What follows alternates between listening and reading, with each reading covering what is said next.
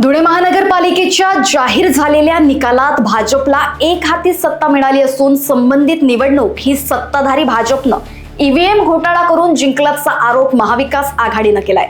मतदानापूर्वी EVM मशीनमध्ये 25 ते 30% मतं टाकली जातात आणि त्यातून भाजप ही निवडणूक लढवत असल्याचा आरोप महाविकास आघाडीने केलाय। महापालिका निकालाच्या निषेधार्थ आज महाविकास आघाडीच्या वतीनं धुळे जिल्हाधिकारी कार्यालयात आंदोलन करण्यात आलं।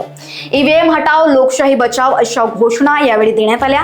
आगामी काळात होणाऱ्या निवडणुका या बॅलेट पेपरवर घेण्यात याव्यात अशी जोरदार मागणी या आंदोलनावेळी करण्यात आली। महानगरपालिकेच्या निवडणुकांचे निकाल पाहता आता तर आम्हाला एकदम खात्री झाली आहे की ईव्हीएममध्ये प्रचंड भ्रष्टाचार प्रचंड घोटाळा होत आहे।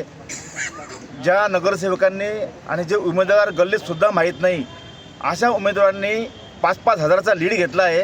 नगरसेवकांना 9-9 हजार 10-10 हजार मतं भेटतात, हे फक्त धुळ्यात होऊ शकतं।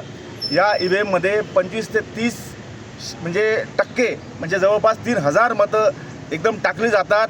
त्याच्यानंतर परत डुप्लिकेट मतं केली जातात, शाई पुसली जाते आणि मतांवर मतं होत राहतात।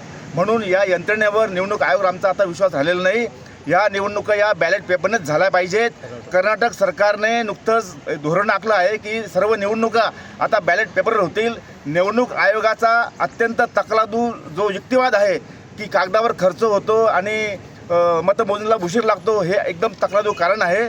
आपण मागच्या वेळेस पाहिलं की त्या निवडणुकांचे निकाल झाले आणि आपल्याला एक महिना निकालाची वाट पाहावी लागली। म्हणून आम्ही सर्व विरोधी पक्ष या ठिकाणी सामील आहेत धुळ्यातील। आम्ही नम्र विनंती करतो की या निवडणुका आता स्थानिक स्वराज्य संस्थेच्या जिल्हा परिषद, पंचायत समिती, ग्रामपंचायत या निवडणुका बॅलेट पेपरवर झाल्या पाहिजेत। अन्यथा आम्ही रस्त्यावर उतरू, तीव्र आंदोलन छेडू आणि त्या अनुषंगाने जे काही परिणाम होत असतील त्याला सर्वस्वी हे शासन जबाबदार राहील, या निमित्ताने सांगू इच्छितो।